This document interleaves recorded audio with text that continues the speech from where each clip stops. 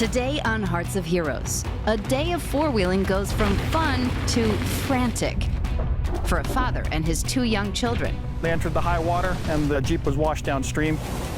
Floodwaters rising, a swiftwater rescue team has to make a daring rescue.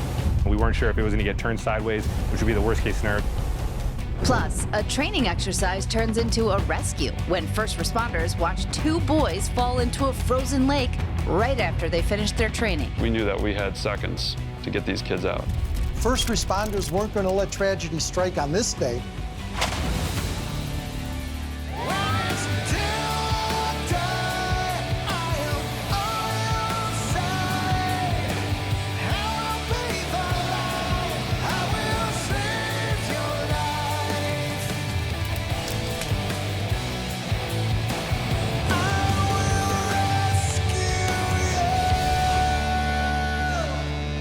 Dried up washes and riverbeds in Arizona are often used as an outdoor playground for four-wheelers and motorcyclists. But during monsoon season, all the rain starts coming down, and these dusty ravines can easily turn into rapids. Then, if people get trapped inside of them, they can easily be swept away by the powerful currents. With a population of just over 500,000, Tucson is the second largest city in Arizona. But if you travel outside the sprawling city, you'll find gorgeous desert landscape and breathtaking mountain ranges. The picturesque landscape attracts hikers, campers, and four-wheelers. People come out here to do various type of recreation. What we get a lot of out here are people coming out riding their mountain bikes, riding their motorcycles, their quads, that type of thing. There are some mountain bike trails, but people will also hike on those trails as well. Serving a community with such a diverse landscape means Tucson's Special Operations Team has to be prepared for a number of emergencies. We have a technical rescue team that can do not only swiftwater calls, but hiker rescues. We can do trench collapse, building collapse, a lot of different things on the rope and rescue side. Tucson's semi-arid climate means that their winters are generally mild, but in the summer, temperatures soar. First part of the summer usually starts out very hot, and then usually around late July, we have a start of a monsoon season, which brings heavy, unexpected rain sometimes. When it becomes monsoon season, flash flooding takes over. A lot of times with our flash floods, if we get those 1 or 2 inches of rain in an hour, we're surrounded by mountains. So all of a sudden you could get a wall of water cross through an area that's completely dry. As its name suggests, a flash flood can occur without warning, putting those in its path in extreme danger. It's not only that the water comes quickly, it's what the water carries. A lot of times the water is more of like a concrete consistency with branches, mud, everything else. So they do present a major hazard for people that are in areas associated with flash floods. On July 23, 2021, a father and his two young daughters found themselves in this potentially deadly situation. That morning, the family headed out for some four-wheeling in washes outside of town. Driver told us that he had driven through earlier in the morning and the wash was dry, wasn't running, and they went out to the west side of the wash here, did some four-wheeling. When they were coming back, the water was flowing. At that point, he decided to take his chances and try to cross the river. And that's when they entered the high water and the Jeep was washed downstream here. He and his daughters were suddenly swept into the rushing current. The vehicle ended up being probably, maybe 75, 100 yards downstream from where they entered the water on the road crossing there. With the water rising all around them, the father climbed onto the roof of their vehicle and called 911. The immediate concern with anybody trapped on the roof of a vehicle is the water rising, because once you're on the roof of the vehicle, there's nowhere else to go. So that already told us that we had a very serious situation. We didn't know the ages of the children, so we weren't sure, hey, are these kids able to swim? If they do fall in the water, are they gonna have a big problem with it? So that obviously elevated our response a little bit. Coming up, rescuers put their lives on the line to save a terrified family. So we were basically at the maximum risk factor that we would take. And later, two boys crashed through the ice of a frozen lake just yards away from first responders. Next thing you know, they disappear. Boom, and they're gone. But first, a tip to keep you safe should you find yourself in a disaster. You may see a disaster on TV and think, that could never happen to me. But in reality, disasters can strike anywhere, anytime. Monitoring local law enforcement and weather alerts is an easy line of defense preparing for a natural disaster. This can help keep you and your loved ones out of harm's way. Remember to listen to the pros. It's their job to keep you safe.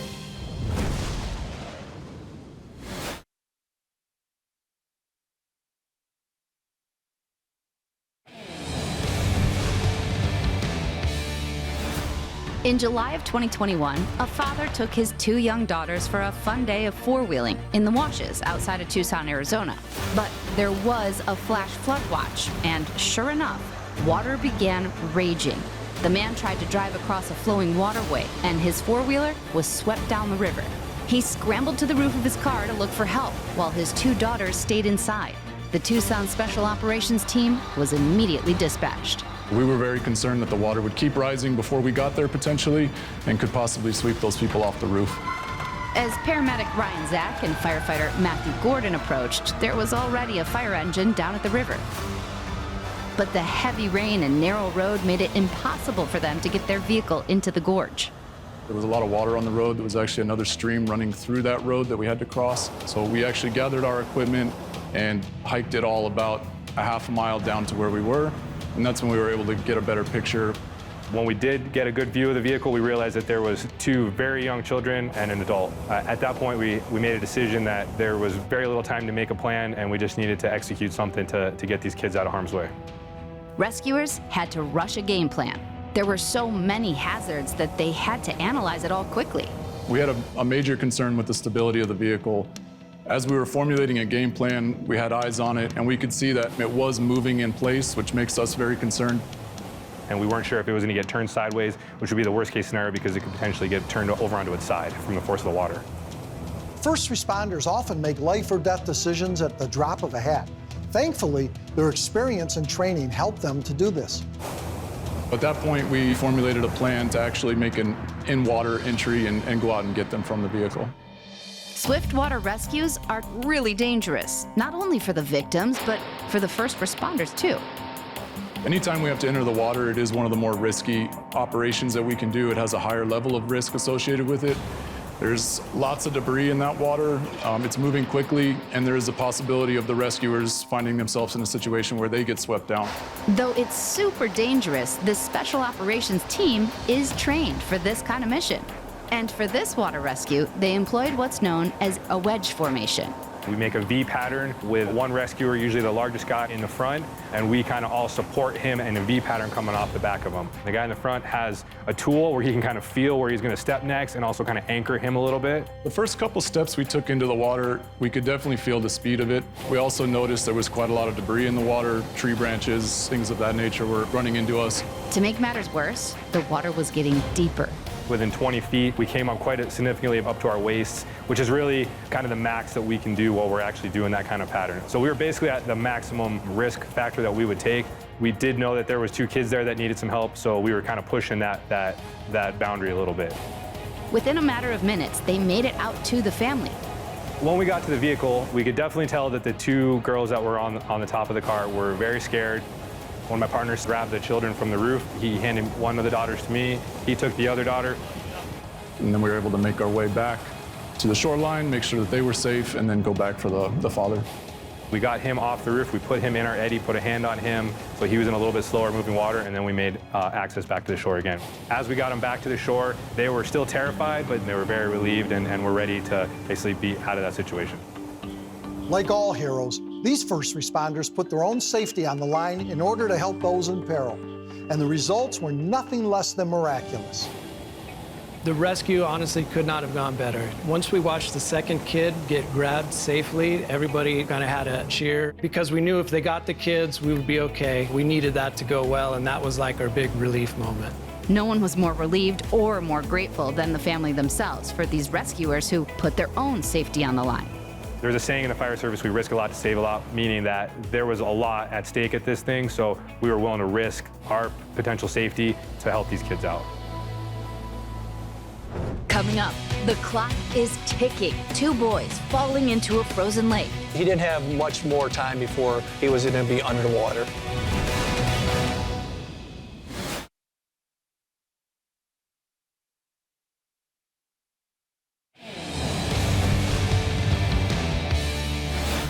Frozen lakes and ponds often become a winter playground, but that playground can get dangerous fast, as 2 teenagers found out when the ice shattered under their feet.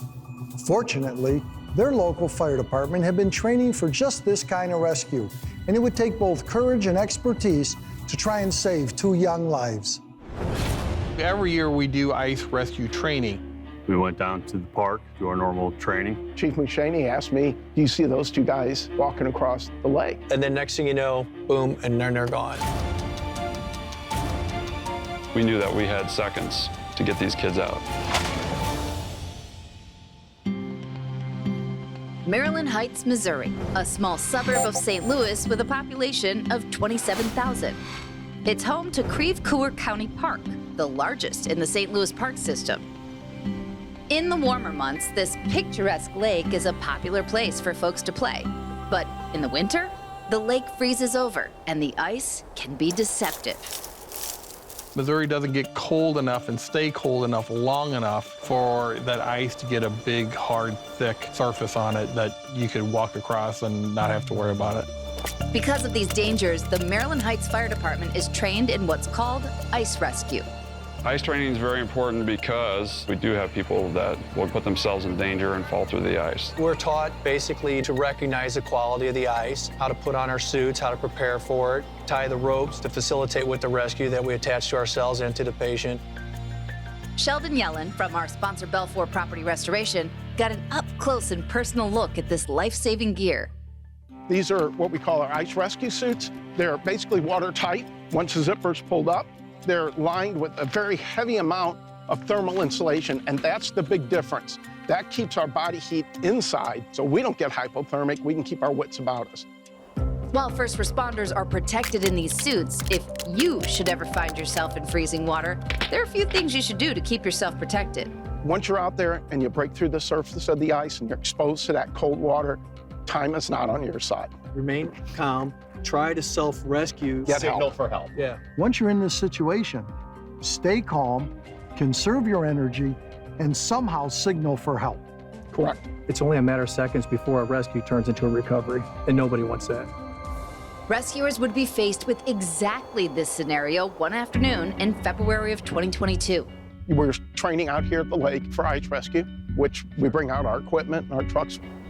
Chief Reinhardt put us through different situations. We went through different techniques on how to rescue. We basically wrapped up training and we were kind of just hanging out talking. Chief Mushaney asked me, do you see those 2 guys walking across the lake? And I remember just thinking to myself, what are those guys doing? And then next thing you know, they disappeared. Boom, and they're gone. And that's when we went into action. We immediately changed from finishing up a training to an active rescue scenario. We had seconds to get these kids out. Coming up, the 2 boys fight hypothermia as first responders race to free them from the freezing lake. He didn't have much more time before he was going to be underwater. But first, a tip for any aspiring heroes. There's nothing more fun than watching a movie or playing a video game on your computer. But computers can be used for so much more. Some first responders like myself will use a computer like this to control everything from the pump pressure to stowing the ladder when we're done. So make sure you learn your computer skills. You too can become a lifesaver one day, just like John.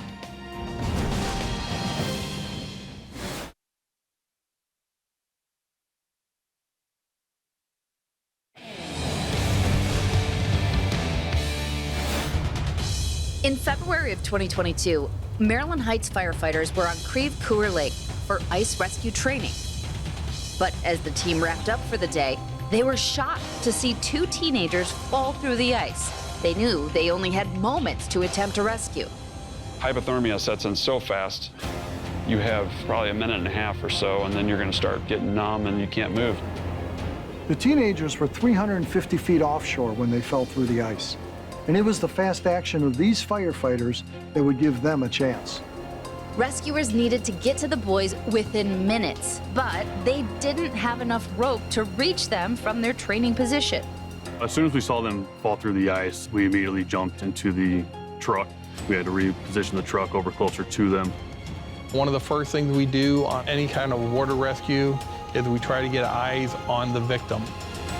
Right from the get-go, I knew I was going to be a rescuer. My job was to go out there, gain access to the victims as quickly as we can, try and keep their head above water and get them back up to safety. The guys got off the truck, they got the suits back on and brought out their ropes. As firefighter John Kruger manned the lines, firefighters David Herman, Chris Kirchhoffer, and Steve Reinhardt prepared for the rescue. I got the line tethered to me that I was going to help make the rescue with, and we made our way out to the victims. I remember one of the boys was still holding on to the ice shelf, which is ideal to try and keep their head above water. And then the other gentleman, he had his head just barely sticking up above water. That was to us an indicator he's in really bad shape, because it's not normal just to sit in ice cold water and do nothing. So we knew that at that point he was really beginning to get affected by a hypothermic condition. It kind of was just becoming more docile and, basically letting go. So he didn't have much more time before he was going to be underwater. But suddenly, things went from bad to worse. We got about halfway out there and realized that we didn't have enough line. So we had one guy on shore tending the lines, which usually we'll have multiple guys tending the lines. The rope bags we had initially weren't long enough, but we were able to get additional rope bags as other rescuers showed up, connect them in, and we were able to connect people to each other with their ropes. Once we gained access, you could see the ice start cracking around me. I fell through. I tried to break whatever ice I could so I can get over to the victims. Simultaneously, firefighter Kirchhoffer went around the right side, and the ice gave way underneath him. So I maintained contact with the first victim, and I was reaching out to tell him just hang on to the rope. And as I reached my hand out, at that point, the ice gave way underneath me as well, which put me really in a good position right in front of him. Firefighter Kirchhoffer had reached the number 2 victim and had hands on him, so I knew he wasn't going to sink. So we kind of more or less just dropped, dove, and gave him a bear hug and worked the line around him and clipped him in with a carabiner. And at that point, we had him, and he wasn't going anywhere. And only thing he could say to me at that point was, he's like, I can't feel my legs. So within a few seconds of actually entering the water, we had the rescue ropes around the number 1, number 2 victim, and then we were already signaling shore to begin the pullback. The boys were safe and out of the water, but they needed immediate medical attention. Our number 2 victim had a body core temperature of 90 degrees. That is very cold by any standard. We had to basically carry him over to the stretcher and get him onto the ambulance, where they had already running and warmed up, got the cold clothes off and got warm blankets on him. By being there at the lake when this happened, definitely made it better for the kids to have a successful outcome. This event is a good reminder for everybody to go to ice rink, stay off the ice completely, because within seconds you can go unconscious and end up drowning. Hey guys, how are you? Good, how are you doing? Great, good to see you, good to see you. On behalf of everybody throughout the country, I just want to say thank you. I know you guys look at this as this is your job, but thank you, sincerely thank you, for saving the lives of 2 young kids. Well, thank you for recognizing the district and these guys that stepped up and did the job that day. And I'm extremely proud of them, what they did, what took place, limited manpower, limited equipment, and they pulled off a really good rescue. That's why we train every day, because we never know when we're going to need our skills. So it's always good to be up to snuff to everything and be ready to go at a moment's notice. And you guys you do it all day, every day, and when we're all running out, you're running in. And so I have just one question to ask. Which one of you looked the best in one of those ice suits? That'd be me. That'd be the chief. I gotta go with the chief. It's the chief. In or out of the suit. Thank you for your service. We're so grateful. Appreciate it. Thanks for your service. We're really grateful. Thank you. Thanks for your service. God bless. Thank you. Thank you so much.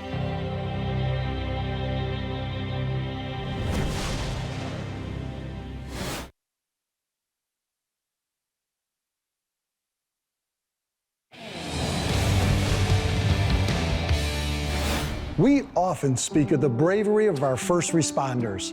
Sometimes it's easy to forget the hours of training these dedicated men and women undergo. Luckily for us, we can always count on these heroes to be ready and trained for every emergency. Thanks so much for watching. We'll see you next time.